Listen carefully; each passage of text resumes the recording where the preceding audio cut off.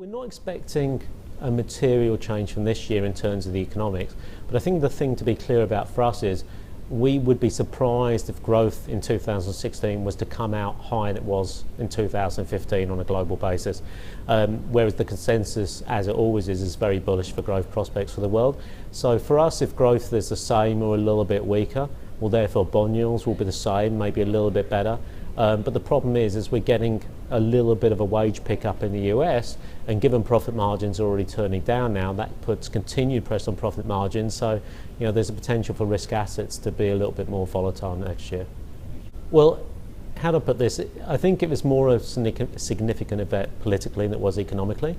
It's elevated China to the top table in terms of the reserve managers weightings. It's they're the third weighted now, so it's gone in after US and Europe ahead of sterling. So it's a decent weight at 11%. I think the Chinese were looking for a higher weight, maybe about 15, but at 11% it's a very good weight.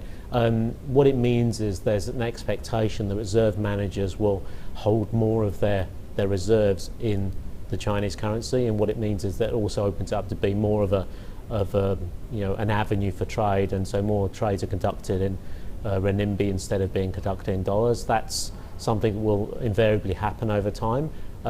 Given the size of reserve managers' holdings, the likelihood of them moving a significant amount to Renminbi right now is probably not that likely. And when you look at it in relation to the other flows that are happening for the Chinese currency, we don't expect it to be material in terms of moving the level for the foreseeable future. Okay, so in terms of capital flows around the world, you don't see it having a big impact? We don't think so. I mean, it was part of the liberalisation that was happening anyway, and it's a good rubber stamp that it's continuing to move forward, but in terms of medium-term impacts, we're not expecting that much.